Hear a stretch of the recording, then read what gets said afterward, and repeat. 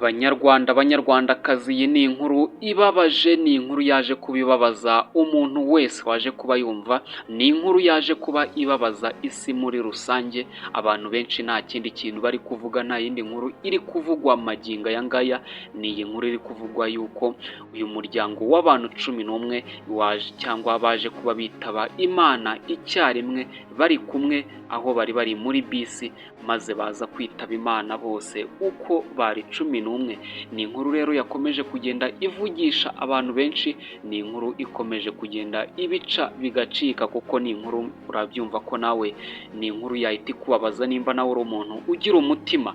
Uri kwibaza ati rero iyi nkuru ibyayo bimeze bite? Si bisi yaje kuba igira ikihe kibazo kugira ngo abantu 11 baze kwitaba Imana icyarimwe? Igihe tugiye kubana muri iki kiganiro nitwa Leo Dukuze. Niba utarakoze kuri subscribe yikoreho maze ufungure n'inzogera kugira ngo tujye twibanira buri munsi, maze nze tuganira kuri iyi nkuru irambuye. Bahaye ikaze.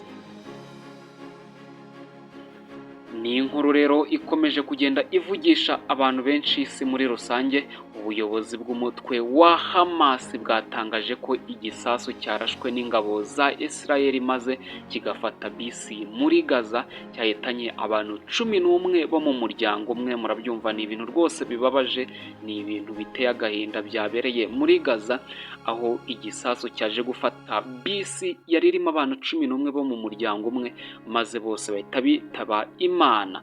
Rero iyi nkuru ikomeza ivuga yuko Hamas yatangaje ko abapfuye bose ari abo mu muryango umwe. Bikaba rwose ari ibintu bibabaje, abo mu muryango umwe ahantu bari bagiye rero ngo bari bagiye iwabo kureba uko byifashe. Murabyumva, ni nka kwa kundi umuntu aba yibera nko mu mujyi wenda akavuga ati reka tujye kureba mu cyaro iwacu aho tuvuka, aho dukomoka muri rusange, tujye kureba uko abantu bacu bameze. Ariko ubwa unfortunately cyangwa kubw'amahirwe make baje kuba bitaba Imana barashwe n'iyi bisi bari barimo, baza kugenda baraswa maze bisi irashya, baza kuba bitaba Imana. BBC rero ikaba yanditse ko iki gitero ari cyo cya mbere ingabo za Israel zigizemo uruhare kigahitana abantu benshi nyuma y'uko hamenye cyangwa hemeranyijwe agahenge mu minsi 8 ishize. Ubundi iyi ntambara iri kubera mu gihugu cyangwa aho wakita nko muri Palestine, iri kubera aho bita muri Gaza. Murabizi, ni intambara iri kugenda ihuza impande ebyiri zitandukanye, yaba Israel by'umwihariko iri kugenda ibera muri Gaza. Rero murabizi ko Israel ifite agace kanini yafashe, rero aba bantu bakaba bari banyuze, cyangwa iyi bisi ikaba yari yanyuze aho Israel yafashe, hakaba hari mu maboko yayo nyine magingo aya ngaya.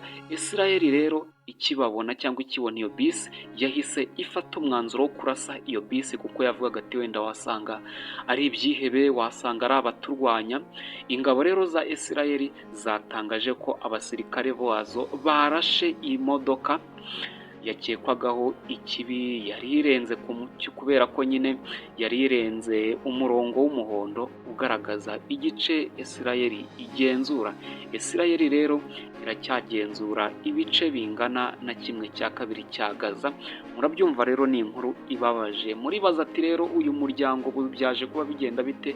Uyu muryango rero baje kuba bitaba Imana bose icyarimwe. Ikaba ari inkuru ikomeje kugenda ibabaza benshi. Abantu benshi rero bari kuvuga ati Israel bari kugenda bayicira urubanza, abandi bakavuga ati ntago, cyangwa ati yabikoze itabishaka.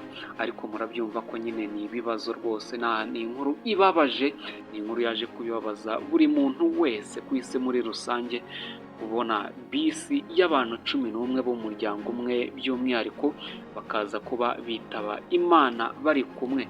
Ni inkuru rero twasomaga ku kinyamakuru igihe.com, bakaba aribo bari banditse iyi nkuru.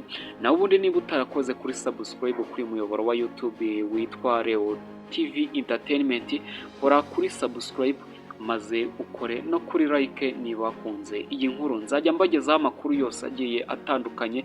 Uyu niwo muyoboro wa mbere kugezaho amakuru agezweho ndabashimiye cyane, dukomeze kwihanganisha uyu muryango waje kubura ababo 11 murakoze.